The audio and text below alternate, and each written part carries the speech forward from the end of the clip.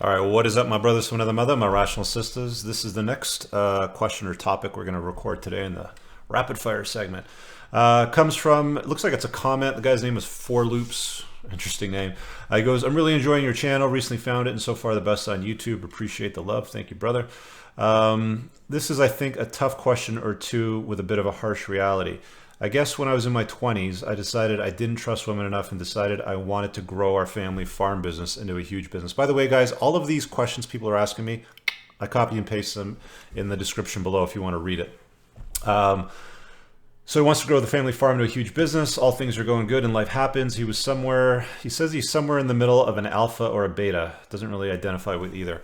Had no problems getting girls. I just didn't want to have the mistake wreck my future. So on his 30th birthday, he got a brain tumor and had a real end of life epiphany. You won't ever find a person about to die worrying about money and things. Yeah, I agree. So long story short, I lived, but I did lose vision in one eye. I'm no longer attractive. Now I'm no longer attractive. I don't know that losing vision in an eye is going to change the way you look much, brother, but a lot of the time we tell ourselves these bullshit stories that we believe, and we think that, I would be this, but in fact, I need to do a very detailed video on that in the future. So make sure you subscribe if you're new to the channel.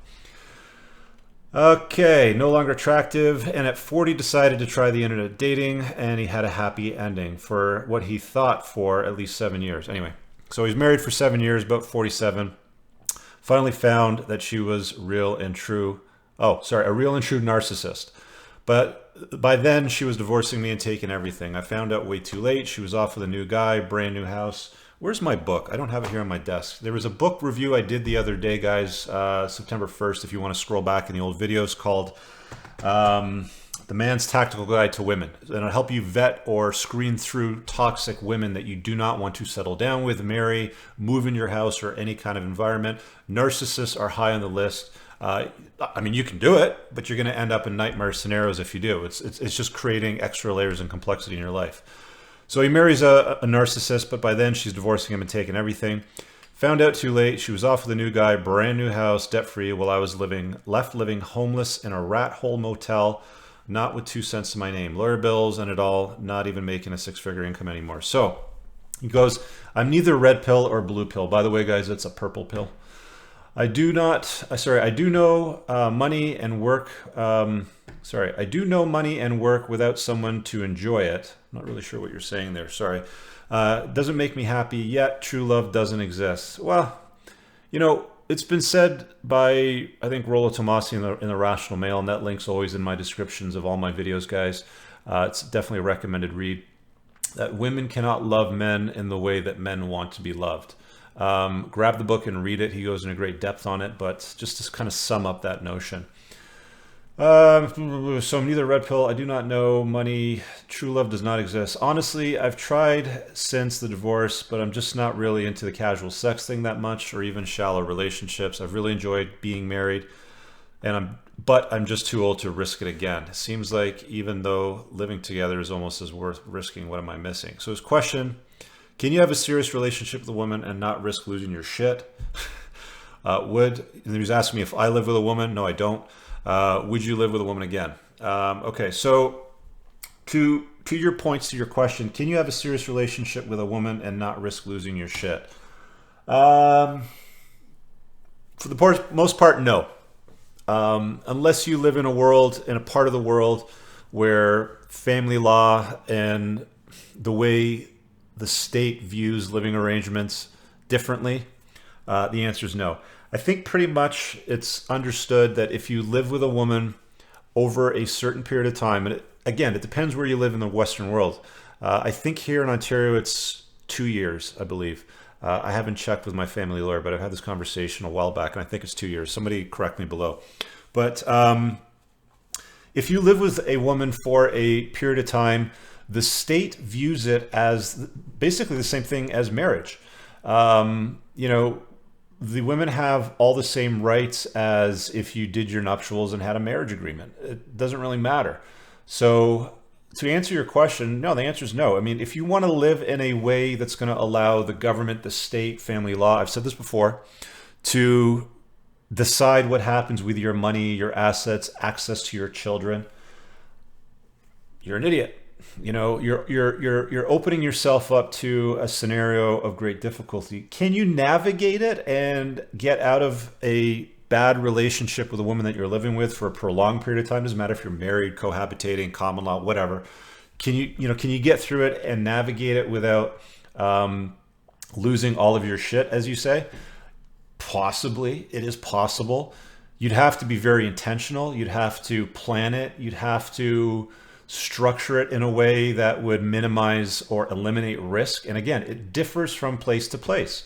I can't offer a broad stroke answer to a question like this because it differs from place to place, state to state, territory to territory, and country to country.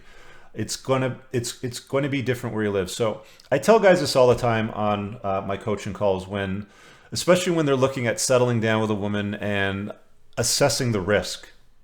There's certain risks that you can't assess based on inputs. This is my story. This is her story. Rich, what are the risks? How do I structure this better? How do I, whatever. And there's different ways to handle it because everybody's scenario is different. But the thing that I always tell guys when I'm coaching them is book an hour of time with a lawyer in your area, a family lawyer, preferably a guy that's done it for a while, that's seen what happens to guys in family law that have been divorced, raped, lost access to their kids, and so on and so forth, and have them tell you, this is the legal risk. The thing about lawyers, family lawyers especially, but the thing about lawyers in general is they're risk adverse. They color within the lines. They don't think outside of the box. They'll just point exactly to the facts. And they won't bullshit you, usually. I mean, if you're paying for the time and they're representing you, they won't bullshit you with rainbows and butterflies. For example, you could ask a lawyer, how do I live with a woman without getting screwed? And, the answer is, I don't have a clear answer, is usually what they're going to say. And then he'll point to all the facts and let you assess the damage or the fallout at the end of it. The safest way to be involved with women, the difference between blue pill guys and red pill guys isn't that much. They both like women. They both want to be involved with women, with the exception of the crazy MGTOWs that live in cabins in the woods, that hunt their own food and grow their own food and everything like that don't deal with women, period, have bank accounts, stay off the grid, don't pay taxes, that sort of stuff. The difference between your red pill and blue pill guys are not that different. The only difference is the red pill guys want to do the same thing that blue pill guys want to do, which is love women, be with women, be romantically involved with women, have sex with women, but they don't want to get screwed. That's the biggest difference between red pill and blue pill. And the red pill guys will make decisions with a lens, picture me putting on a red pill set of glasses, with a lens that allows them to make better choices, to avoid precarious scenarios that have bad outcomes. As time changes, I've had this conversation with family lawyers before, but as time goes on, as scenarios change, relationships evolve, you have children, you don't have children, her father dies of cancer, you're a family member, you have to go and do something with, you sell an asset, you create an asset together. So as time goes on with these relationships, the goalposts move. Men don't typically move them that much. Their intent remains the same. I've said this before. Desire declines very slowly in men, whereas with women, it tanks much quicker when they cohabitate with men, say I do, get married, live in the same house. It changes a lot quicker. So, you're certainly changing the dynamic. The safest way to do it is not live with them. The largest growing, descriptive term for people that are dating in today's world is basically, living. I can't remember what the acronym is. It's something like, together but living apart. So you maintain two separate residences. You don't spend an exorbitant amount of time in each other's place over a long period of time, because you can, in fact, be viewed as, in a matrimonial home if she's spending X amount of time in your house, depending on what your family laws say, which is why I always say, check with a family lawyer before you do something dumb like this. It's going to be the best $300, $400, $500 you're possibly going to spend to protect yourself. One of the interesting components that came out of a discussion I had with a guy going through a separation, living with, she was a single mom when he met her. She had 2 kids and they had a third together. And another, actually, this one's more relatable and demonstrates how bad shit can get.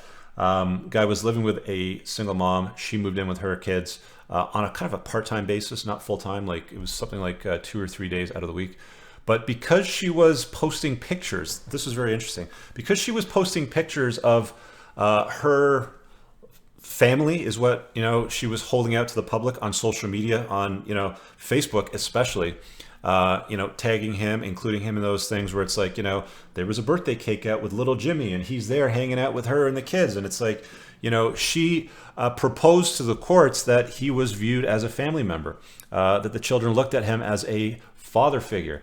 And she was looking for money from him to pay for children that weren't his, even though she wasn't even living in his house on a full-time basis. So vacations, excursions, birthday parties, da-da-da-da-da. So there's all kinds of scenarios that you can expose yourself to a tremendous amount of risk. I'm sorry this happened to you, but again, the best way to avoid it is operate with red pill awareness. Put on your red pill glasses, operate with more awareness. And I'm sorry you lost your vision in one eye, but I mean, it could have been a hell of a lot worse for you.